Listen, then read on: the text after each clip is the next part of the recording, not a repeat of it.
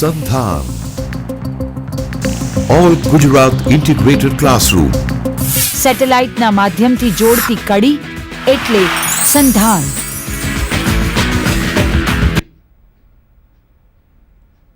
Good afternoon friends. આજના સંધાનના ફિઝિક્સના લેક્ચરમાં હું આપનું સ્વાગત કરું છું. આજના જે ફિઝિક્સમાં જે વિષય છે એ છે ડિફરન્શિયલ ઇક્વેશન્સ ઇન ફિઝિક્સ. એટલે આપણે આજે ફિઝિક્સમાં જે અમુક ડિફરન્શિયલ ઇક્વેશન્સ જે છે એના વિશે ચર્ચા કરીશું. સૌથી પહેલાં ડિફરન્શિયલ ઇક્વેશન્સ એટલે શું? એટલે આપણે મોટેભાગેના અપ્લાઇડ કેસીસ આપણે જોઈએ તો એમાં રેટ્સ ઇન્ક્લુડ હોય છે. રેટ્સ એટલે કે ડેરિવેટિવ.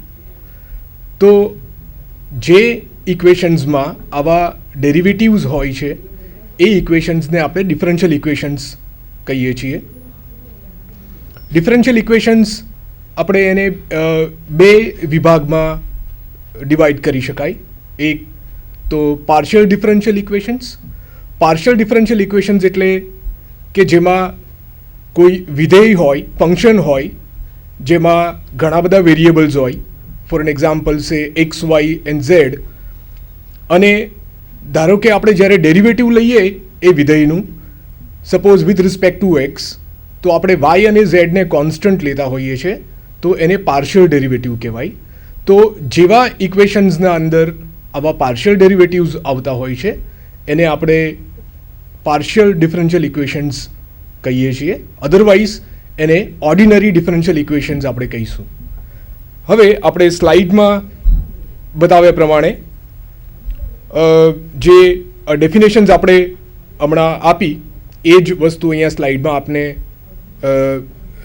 દેખાઈ રહી છે, કે જેમાં અપ્લાઇડ પ્રોબ્લેમ્સમાં જ્યાં ડેરિવેટિવ્સ ઇન્વોલ્વ હોય છે તો એને આપણે એવા ઇક્વેશન્સને ડિફરન્શિયલ ઇક્વેશન્સ કહેતા હોઈએ છીએ. અને જ્યાં પાર્શિયલ ડેરિવેટિવ્સ ઇક્વેશન્સમાં હોય છે એને પાર્શિયલ ડિફરન્શિયલ ઇક્વેશન્સ, અધરવાઇઝ એને ઓર્ડિનરી ડિફરન્શિયલ ઇક્વેશન્સ કહીએ છીએ. હવે આપણે ડિફરન્શિયલ ઇક્વેશન્સની વાતો કરીએ તો આપણે ફિઝિક્સ તમે બે રીતે ભણી શકો. એક તો ક્વોલિટેટિવ અને બીજું ક્વોન્ટિટેટિવ. જ્યારે ક્વોલિટેટિવ તમે ફિઝિક્સ ભણતા હોઈએ છે ત્યારે તમે ડિફરન્શિયલ ઇક્વેશન્સ અવોઇડ કરી શકો છો. પણ જ્યારે આપણે કોઈ પણ સબ્જેક્ટ ક્વોન્ટિટેટિવલી ભણવાનું હોય છે તો ત્યારે વિધાઉટ ડિફરન્શિયલ ઇક્વેશન્સ આપણે ફિઝિક્સને ક્વોન્ટિટેટિવલી સ્ટડી નહીં કરી શકાય. So differential equations are very important as far as applied problems of physics are concerned. Now, differential equations ની વાત કરીએ તો સૌથી પહેલાં આપણે ડિફરન્શિયલ ઇક્વેશન્સમાં આપણે ફોર્સ આપણે લઈએ તો ફોર્સ ઇઝ ઇક્વલ ટુ જે ન્યૂટન્સ ફર્સ્ટ લો જે છે that is force is equal two mass into acceleration. આપ સ્લાઇડમાં બતાવ્યા પ્રમાણે આપ જોઈ શકો છો કે એક્સેલરેશનને તમે d² x બાય dt² તમે લખી શકો છો. It is nothing but second derivative of the displacement with respect to time. આ થયું ક્લાસિકલ મિકેનિક્સની વાત. અને આપણે કાઇનેટિક એનર્જી ઓપરેટર ક્વોન્ટમ મિકેનિક્સમાં આપણે વાત કરીએ તો એ ∇² આપણે દર્શાવીએ છીએ. Del is nothing but it is differential operator which is having vector like character. અને ફિઝિકલ સિસ્ટમ્સની આપણે જ્યારે વાત કરતા હોઈએ છીએ ત્યારે જેમાં લાઈક આપણે જે ફોર્સનું ઇક્વેશન જે આપણે જોયું F is equal to ma that is equal to md² x by dt². તો એમાં એક્સના સાપેક્ષમાં ડબલ ડેરિવેટિવ છે એટલે એને સેકન્ડ ઓર્ડર ડિફરન્શિયલ ઇક્વેશન્સ આપણે કહીશું. ફિઝિક્સમાં મોટેભાગે આવા ફ્રિકવન્ટલી આપણે આવા ઇક્વેશન્સ સ્ટડી કરતા હોઈએ છીએ. સપોઝ ડિફરન્શિયલ ઇક્વેશન્સના અંદર ફર્સ્ટ ડેરિવેટિવ હોય તો એને ફર્સ્ટ ઓર્ડર ડિફરન્શિયલ ઇક્વેશન્સ કહી શકાય. ત્યાર પછી આપણે આગળ હજી જોઈશું કે આપણે ડિફરન્શિયલ ઇક્વેશન્સને કઈ રીતે બીજી અલગ અલગ કેટેગરીઝમાં તમે એને ડિવાઈડ કરી શકો છો. એટલે આપણે અહીંયા મેઇનલી વાત કરીશું ઓર્ડિનરી ડિફરન્શિયલ ઇક્વેશન્સ અને પાર્શિયલ ડિફરન્શિયલ ઇક્વેશન્સ. હવે આપણે જોઈશું ફિઝિક્સમાં જે મેઇનલી જે પાર્શિયલ ડિફરન્શિયલ ઇક્વેશન્સ જે આવતા હોય છે એ આપણે જોઈએ. તો સૌથી પહેલું જે ઇક્વેશન છે દેટ ઇઝ લેપ્લાસ ઇક્વેશન. લેપ્લાસ ઇક્વેશન્સ આપ જોઈ શકો છો કે ઇટ ઇઝ ડેલ સ્ક્વેર અને સાઈ છે. Psi is a function of x, y and z. So del square psi is equal to 0. This equation is very common. અને આપ જોઈ શકો છો કે આ પ્રકારનું ઇક્વેશન ઇલેક્ટ્રોમેગ્નેટિક થિયોરીમાં ભણવામાં આવતું હોય છે, હાઇડ્રોડાયનેમિક્સમાં હોય છે, ગ્રેવિટેશનલમાં પણ હોય છે અને હીટ ફ્લોમાં પણ આ સેમ ઇક્વેશન હોય છે. અહીંયા આપ જોઈ શકો છો કે જ્યારે પણ ડિફરન્શિયલ ઇક્વેશન્સ આપણે લખતા હોઈએ છીએ ફિઝિક્સમાં તો del square psi is equal to 0 લખ્યું છે. 0 જે છે that is right hand side આપણે લઈએ તો રાઇટ હેન્ડ સાઈડના તરફ આપણે સોર્સ ટર્મ કે ફોર્સ ટર્મ દર્શાવતા હોય છે અને લેફ્ટ હેન્ડ સાઈડ તરફ આપણે એ ફંક્શનને દર્શાવતા હોઈએ છીએ. તો પહેલું ઇક્વેશન થયું લેપ્લાસ ઇક્વેશન. ત્યાર પછી બીજું ઇક્વેશન છે Poisson's equations. That is del square psi is equal to minus rho by epsilon 0, જ્યાં રો એ છે ચાર્જ ડેન્સિટી અને જે એપ્સાઇલોન 0 છે એ મીડિયમની પરમિટિવિટીની આપણે વાત કરી લઈએ. હવે આપણે આ પહેલું ઇક્વેશન અને આ જે બીજું ઇક્વેશન છે એ બેને આપણે જ્યારે કમ્પેર કરીએ તો del square psi equal to 0, જ્યારે રાઇટ હેન્ડ સાઈડ 0 હોય છે તો એને આપણે હોમોજીનિયસ ડિફરન્શિયલ ઇક્વેશન્સ આપણે કહેતા હોઈએ છીએ, જેમાં સોર્સ ટર્મ 0 હોય છે. અને જ્યારે સોર્સ ટર્મ નોન ઝીરો હોય છે, જેમ કે આ પોઇસન્સ ઇક્વેશનમાં આપ જોઈ શકો છો કે del square psi is not equal to 0 but it is some function, so it is called inhomogeneous differential equation છે. તો Poisson's equation is non homogeneous or inhomogeneous આપણે કહી શકાય, કે જેમાં સોર્સ ટર્મ જે છે એ માઇનસ રો બાય સિગ્મા 0 જે છે. ત્યાર પછી આપણે વાત કરીએ તો ત્રીજું ઇક્વેશન, એને આપણે વેવ ઇક્વેશન પણ કહેતા હોઈએ છીએ, હેલ્મહોલ્ટ્ઝ વેવ ઇક્વેશન.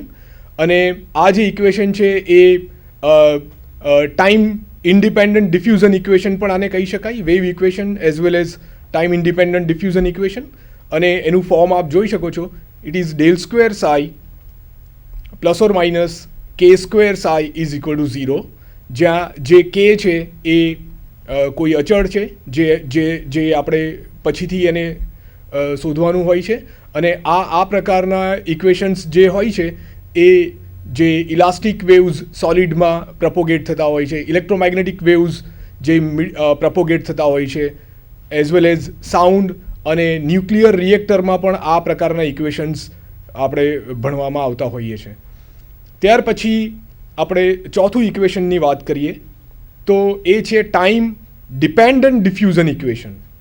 એટલે જે આપણે ત્રીજું ઇક્વેશન જે જોયું એમાં ટાઈમ ઇન્ડિપેન્ડન્ટ એટલે જે ડિફ્યુઝન થઈ રહ્યું છે એ ટાઈમ ઇન્ડિપેન્ડન્ટ હતું, જ્યારે આપણે ફોર્થ ઇક્વેશન જે જોયું એમાં ડિફ્યુઝન ટર્મ જે છે એ ટાઈમ ડિપેન્ડન્ટ છે. એટલે આપણે ફોર્થ ઇક્વેશન આપણે જે જોઈશું તો ફોર્થ ઇક્વેશનમાં આપ જોઈ શકો છો કે del square psi is equal to 1/a square into curly psi by curly T.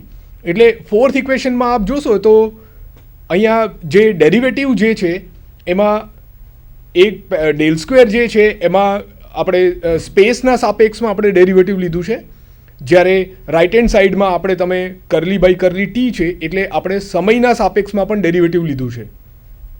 એટલે અહીંયા જે આપણું ફંક્શન જે સાઈ છે એ સ્પેસ કોર્ડિનેટનું પણ ફંક્શન છે અને એ ટાઈમ કોર્ડિનેટનું પણ ફંક્શન છે, જ્યારે ઇક્વેશન થર્ડમાં એ ખાલી સ્પેસ ઉપર જ ડિપેન્ડ કરે છે, એ ટાઈમ ઇન્ડિપેન્ડન્ટ છે. હવે આપણે ફોર્થ ઇક્વેશનની વાત કરીએ તો ફોર્થ ઇક્વેશનમાં આપણે ટાઈમ ડિપેન્ડન્ટ વેવ ઇક્વેશનની વાત કરી શકાય. તો ટાઈમ ડિપેન્ડન્ટ વેવ ઇક્વેશન આપ જોઈ શકો છો, curly square psi is equal to equation આપના સમક્ષ જે છે.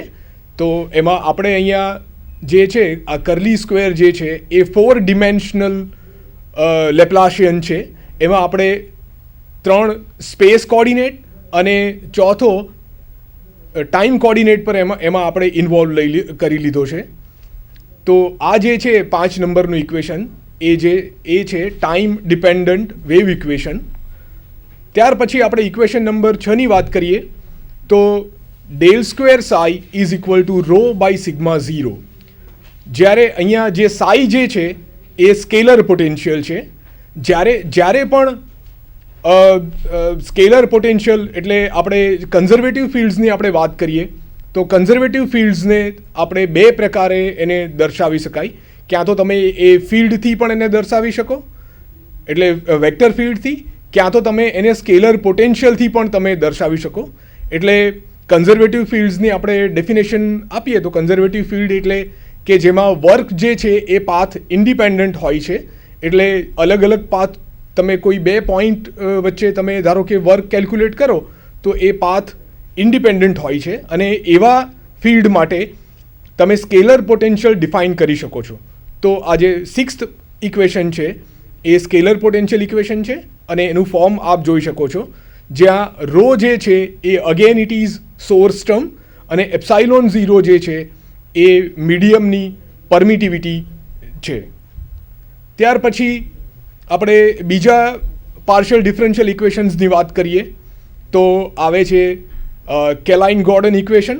એમાં curly square psi is equal to minus mu Sai.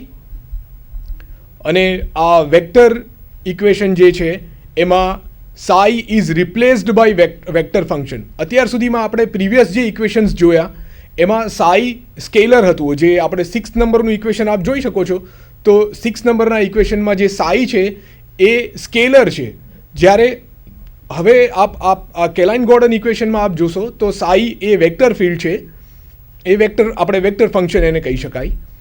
ત્યાર પછી આપણે ઇક્વેશન નંબર 8 આપ જોઈ શકો છો. તો equation number 8 it is nothing but it is Schrodinger equation. તો સોડિન્જર ઇક્વેશન આપ જોઈ શકો છો. તો સોડિન્જર ઇક્વેશનનું અહીંયા જનરલ આપણે બંને સોડિન્જર ઇક્વેશન્સ અહીંયા લખ્યા છે. એક ટાઈમ ઇન્ડિપેન્ડન્ટ છે અને એક ટાઈમ ડિપેન્ડન્ટ છે. પહેલું જે ઇક્વેશન છે એ ટાઈમ ડિપેન્ડન્ટ છે, જ્યારે બીજું જે ઇક્વેશન છે એ ટાઈમ ઇન્ડિપેન્ડન્ટ છે. એમાં ફર્સ્ટ ટર્મ જે છે એ પોટેન્શિયલ એનર્જી ટર્મના લીધે આવે છે અને સેકન્ડ ટર્મ જે વી છે એ પોટેન્શિયલ એનર્જી છે.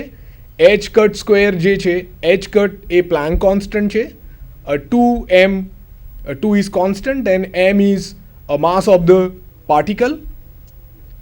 અને આ તરફ આપ જોઈ શકો છો કે એમાં ટાઈમ ડિપેન્ડન્ટ પણ છે. એટલે સાઈ જે છે એ સ્પેસનું ફંક્શન પણ છે અને ટાઈમનું પણ ફંક્શન છે. જ્યારે આપણે ટાઈમ ઇન્ડિપેન્ડન્ટ સોડિન્જર ઇક્વેશનની વાત કરીએ છીએ ત્યારે સાઈ જે છે એ ખાલી સ્પેસનું જ ફંક્શન છે.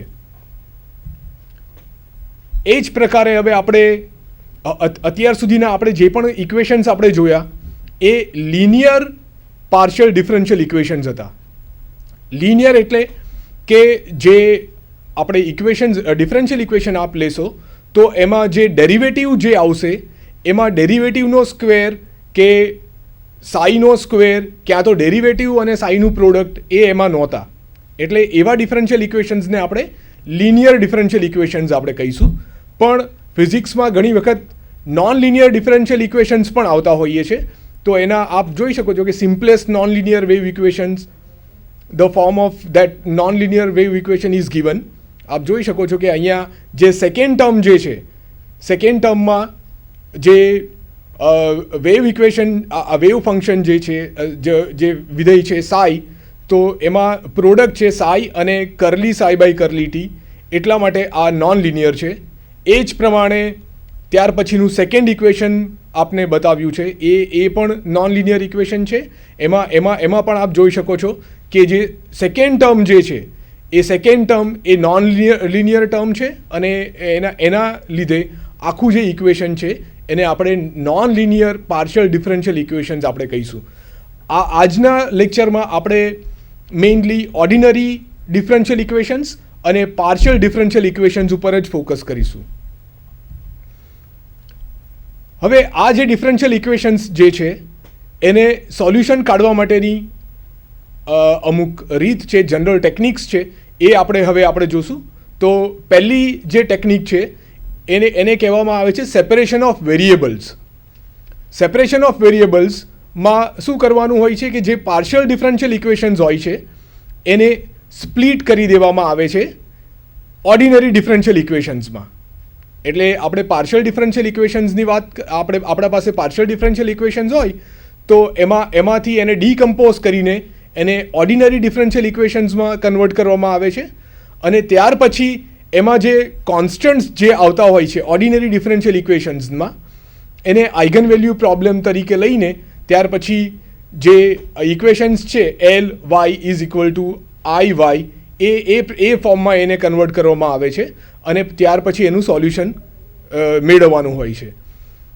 ઘણી વખત ઇનહોમોજીનિયસ પાર્શિયલ ડિફરન્શિયલ ઇક્વેશન્સ હોય છે તો એ સોલ્વ કરવા માટે આપણે ગ્રીન ફંક્શન્સનો ઉપયોગ કરતા હોઈએ છીએ.